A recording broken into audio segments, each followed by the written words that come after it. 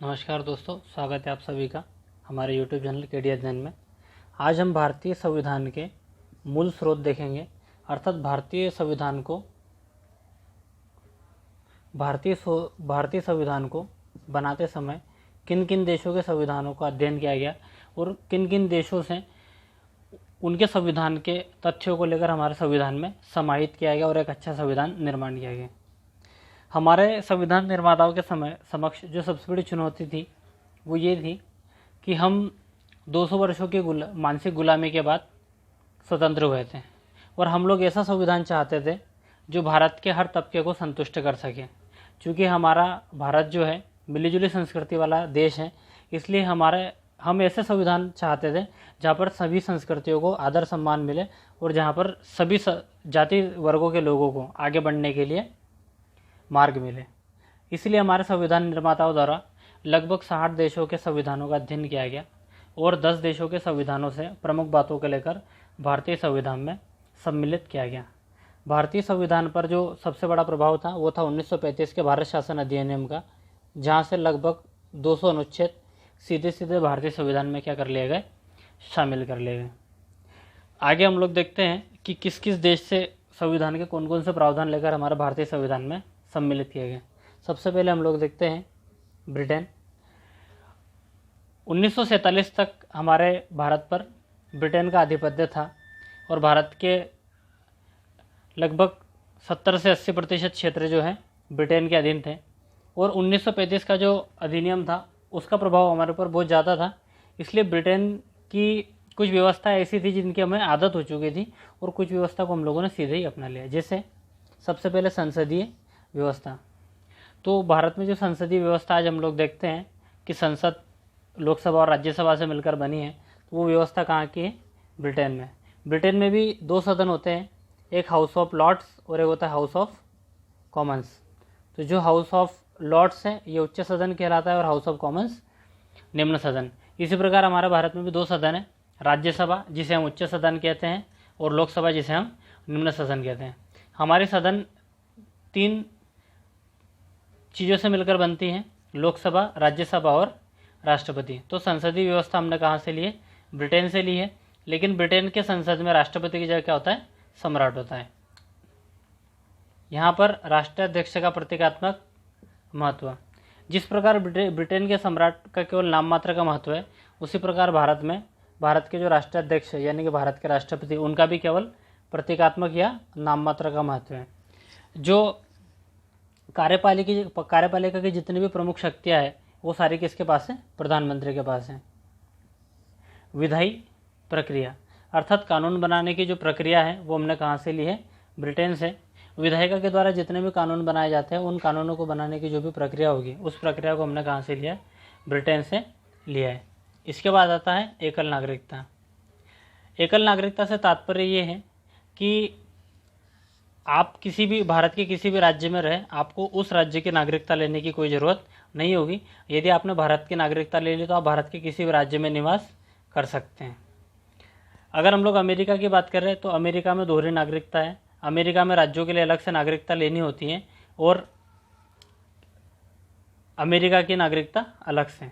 लेकिन ब्रिटेन में जो है एकल नागरिकता का प्रावधान है, इसीलिए हमने किसको चुना, एकल नागरिकता को। अगर हमारे यहाँ एकल नागरिकता नहीं होती तो एक राज्य से दूसरे राज्य जाने के लिए हम लोगों को वीज़ा की ज़रूरत पड़ती। अगला है मंत्रिमंडल प्रणाली। तो हमने जो मंत्रिमंडल प्रणाली का उपयोग किया है वो कहाँ से लिया, हम लोगों ने ब्रिटेन से। मंत्रिमंडल में 3 तरह के मंत्री शामिल होते हैं, एक केंद्रीय मंत्री यानी कि एक कैबिनेट मंत्री, राज्य मंत्री और उपमंत्री। फिर आता है परमाधिकार रिटें। ये हम लोग देखेंगे आर्टिकल 32 में, अनुच्छेद 32 में देखेंगे जब भी किसी व्यक्ति के मानव अधिकारों का हनन होता है तो वो सुप्रीम कोर्ट में, हाई कोर्ट में रिट दायर कर सकता है, जिन्हें क्या कहा जाता है, परमाधिकार रिटें। फिर संसदीय विशेषाधिकार। तो संसदीय विशेषाधिकार भी हमने कहाँ से लिए हैं, ब्रिटेन से लिए हैं। उसके बाद आता है द्विसदनवाद। तो हमारे भारत की संसदीय व्यवस्था जो 2 सदनों से मिलकर बनी है, लोकसभा और राज्यसभा, ये व्यवस्था हमने कहाँ से ली है, ब्रिटेन से। तो इतनी सारी चीज़ें हम लोगों ने कहाँ से ली है, ब्रिटेन से ली है। इसके बाद आता है अमेरिका। तो मूल अधिकार जो हमने लिए हैं भारतीय संविधान में शामिल किए, वो कहाँ से किए हैं? अमेरिका से। अमेरिका का जब संविधान लिखा गया तो अमेरिका का संविधान दुनिया का ऐसा पहला संविधान था जिसमें मूल अधिकारों को क्या किया गया था? सम्मिलित किया गया था। इसके बाद न्यायपालिका की स्वतंत्रता, ये भी हमने कहाँ से लिए? अमेरिका से।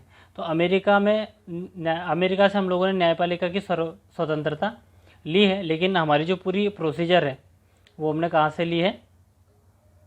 दूसरे देशों से ग्रहण की है। न्यायपालिका की स्वतंत्रता से तात्पर्य ये है कि हमारे भारत की जो न्यायपालिका है वो न तो विधायिका के अधीन कार्य करेगी, न ही कार्यपालिका के अधीन कार्य करेगी। न्यायपालिका पूरी तरीके से क्या होगी? स्वतंत्र होगी। इसको स्वतंत्र बनाने के लिए कुछ प्रावधान किए गए, जैसे हमारे यहाँ जितने भी न्यायाधीश हैं उनका सबका एक कार्यकाल निश्चित होता है, अर्थात वो एक निश्चित आयु तक जो है अपनी सेवाएं देते हैं। दूसरा, सुप्रीम कोर्ट के जितने भी जजेस होते हैं उनका सबका जो वेतन होता है वो भारत के संचित निधि से दिया जाता है, अर्थात किसी भी परिस्थिति में उनका वेतन नहीं रुकेगा, ऐसी व्यवस्था की जाती है ताकि न्यायपालिका की स्वतंत्रता को बनाया जा सके। तीसरा है न्यायिक पुनरावलोकन। तो ये व्यवस्था हमने अमेरिका से ली है। न्यायिक पुनरावलोकन से तात्पर्य है यदि किसी केस में सुप्रीम कोर्ट अपना कोई निर्णय दे देता है तो इसका तात्पर्य यह नहीं कि वो निर्णय अंतिम होगा। अगर हम लोग बाद में कोई परिस्थितियाँ चेंज होती है तो उसके हिसाब से उसका न्यायिक पुनरावलोकन भी क्या किया जा सकता है। जिसे हम लोगों ने 1960 का केस देखा था। 1960 के बेरुवाड़ी वाद में भारत प्रस्तावना को संविधान का अंग मानने से मना कर दिया था, लेकिन 1973 के केशवानंद भारती केस में उसी को क्या माना गया? संविधान का अंग माना गया। इसके बाद उपराष्ट्रपति का पद, ये भी हमने कहाँ से लिया है? अमेरिका के संविधान से। फिर सुप्रीम कोर्ट और हाई कोर्ट के जजों को पद से हटाने की विधि। तो सुप्रीम कोर्ट और हाई कोर्ट के जजेस को पद से हटाने की जो प्रक्रिया है वो भी हमने कहाँ से ली है? अमेरिका से ली है। फिर जो सबसे इम्पोर्टेंट चीज़ है वो है राष्ट्रपति पर महाभियोग। तो राष्ट्रपति पर महाभियोग जो है वो भी हमने कहाँ से लिया है? अमेरिका के संविधान से। तो ब्रिटेन और अमेरिका के संविधान का हमारे संविधान पर बहुत अधिक प्रभाव है, इसलिए इतनी सारी चीज़ें जो हमने इन दोनों संविधानों से ग्रहण की है। आगे हम लोग देखते हैं आयरलैंड। तो आयरलैंड के संविधान से हमने जो सबसे इम्पोर्टेंट चेंज ली है वो है नीति निर्देशक सिद्धांत, जो कि अनुच्छेद 35 से लेकर 51 तक दिए गए। नीति निर्देशक सिद्धांत राज्यों के लिए है, अर्थात ये राज्यों को बताते हैं कि राज्यों को एक सफल राज्य के बनने की दिशा में क्या क्या कदम उठाने हैं और किस तरह उठाने हैं। उसके बाद आता है राष्ट्रपति के निर्वाचन मंडल की व्यवस्था। तो आयरलैंड के संविधान से हमने दूसरी जो इम्पोर्टेंट चीज़ ली है वो है राष्ट्रपति के निर्वाचन मंडल की व्यवस्था, जिसमें ये दर्शाया गया है कि कौन कौन राष्ट्रपति के निर्वाचन मंडल में शामिल होगा, कौन कौन वोट देगा, कौन कौन नहीं देगा। इसके बाद आता है राज्यसभा के सदस्यों का नामांकन। तो आपने सुना होगा कि राष्ट्रपति के द्वारा कला, साहित्य, विज्ञान के क्षेत्र में 12 लोगों को राज्यसभा सांसद के तौर पर क्या किया जाता है? राष्ट्रपति के द्वारा मनोनीत किया जाता है। तो ये जो 12 लोगों के मनोनयन की जो प्रक्रिया है ये कहाँ से ली गई है? आयरलैंड के संविधान से। इनमें दो चीज़ आपको ध्यान रखना है, एक नीति निर्देशक तत्व और राष्ट्रपति द्वारा राज्यसभा के सदस्यों का नामांकन या मनोनीत करना। ये किसके द्वारा लिया गया? आयरलैंड के संविधान से। फिर आता है कनाडा। तो कनाडा के संविधान से हम लोगों ने लिया है अवशिष्ट शक्तियों का केंद्र में निहित होना। देखिए 3 प्रकार की सूचियाँ होती है, संघ सूची, राज्य सूची और संवर्ती सूची। तो संवर्ती सूची के जो विषय होते हैं उन पर कानून बनाने का अधिकार केंद्र को भी होता है, राज्य को भी होता है। लेकिन जब केंद्र और राज्य में टकराव की स्थिति जन्म लेती है तो उस समय सारी अवशिष्ट शक्तियाँ किसके पास होती है? केंद्र के पास होती है, अर्थात उसके द्वारा बनाया गया कानून क्या होगा? मान्य होगा। इसके बाद आता है राज्यपाल की नियुक्ति प्रक्रिया। तो कनाडा के संविधान से हम लोगों ने राज्यपाल की नियुक्ति की प्रक्रिया को अपनाया है और संघ और राज्यों के बीच जो शक्ति का जो विभाजन है वो भी हम लोगों ने कहाँ से लिया है? कनाडा से। संघ और राज्यों के बीच शक्ति का विभाजन से तात्पर्य ये है कि कौन से कार्य संघ के पास होंगे और कौन से कार्य राज्य के द्वारा किए जाएंगे, ये निर्धारित किया जाएगा। तो यह कहाँ से लिया हमने? कनाडा के संविधान से। 3 मेन चीज़ें ली, अवशिष्ट शक्तियों का केंद्र में निहित होना, राज्यपाल की नियुक्ति प्रक्रिया और संघ राज्यों के बीच शक्तियों का विभाजन। फिर आता है ऑस्ट्रेलिया। तो ऑस्ट्रेलिया के संविधान से हम लोगों ने जो इम्पोर्टेंट चीज़ ली है वो है संवर्ती सूची। 3 प्रकार की सूचियाँ होती है, संघ सूची, राज्य सूची और संवर्ती सूची। तो संवर्ती सूची जो हमने ली है वो कहाँ से ली है? ऑस्ट्रेलिया के संविधान से।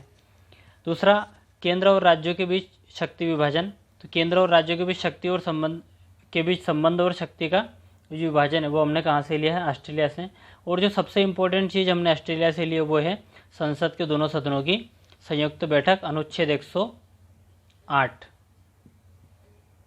ठीक है, तो ऑस्ट्रेलिया से दो चीज़ हमने इम्पोर्टेंट ली है, पहला तो ये संवर्धित सूची और दूसरा दोनों संसद के दोनों सदनों की संयुक्त बैठक। तो राज्यसभा और लोकसभा की जो संयुक्त बैठक आयोजित की जाती है अनुच्छेद 108 के तहत, वो प्रावधान हमने कहाँ से लिया, ऑस्ट्रेलिया के संविधान से।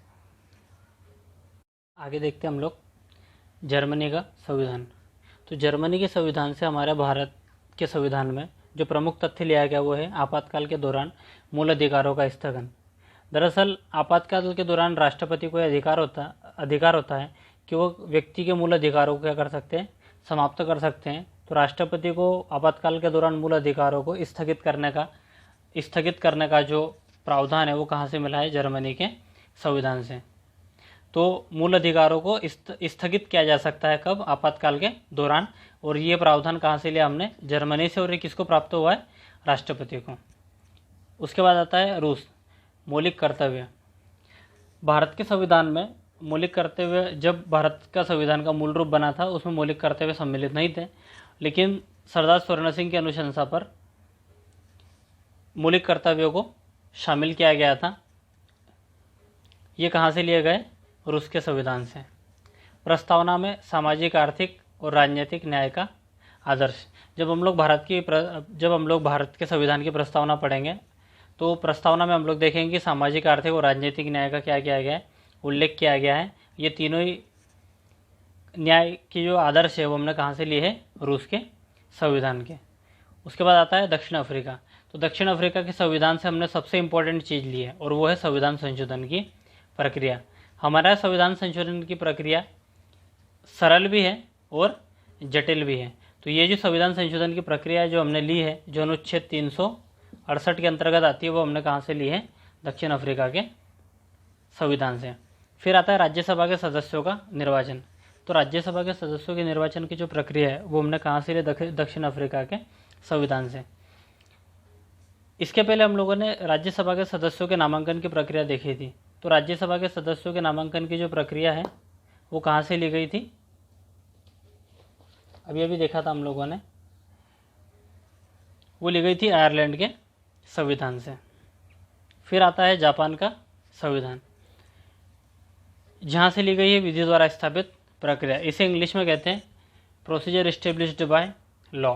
तो जब हम लोग प्रस्तावना पढ़ेंगे तो वहाँ पर मैं आपको इसको डिटेल से बता दूंगा कि विधि द्वारा स्थापित प्रक्रिया क्या होती है। अभी के लिए केवल इतना काफ़ी है कि विधि द्वारा स्थापित प्रक्रिया हमने कहाँ से ली है, जापान से। फिर आता है 1935 का अधिनियम। तो 1935 के अधिनियम से तो लगभग 200 अनुच्छेद सीधे हमारे भारतीय संविधान में अडॉप्ट कर लिए गए हैं। लेकिन मूल रूप से देखें तो न्यायपालिका, जिसके 1935 के अधिनियम के तहत 1937 में एक कोड बना था जिसे हम लोग क्या कहते थे, फेडरल कोड या संघीय न्यायालय। तो संघीय न्यायालय का जो ढांचा है वो कहाँ से आया है, 1935 के अधिनियम से। उसके अलावा लोक सेवा आयोग जो दूसरी संघीय व्यवस्था है वो भी कहाँ से ली गई है, 1935 के अधिनियम से। उम्मीद करता हूँ आपको वीडियो लेक्चर अच्छा लगा होगा।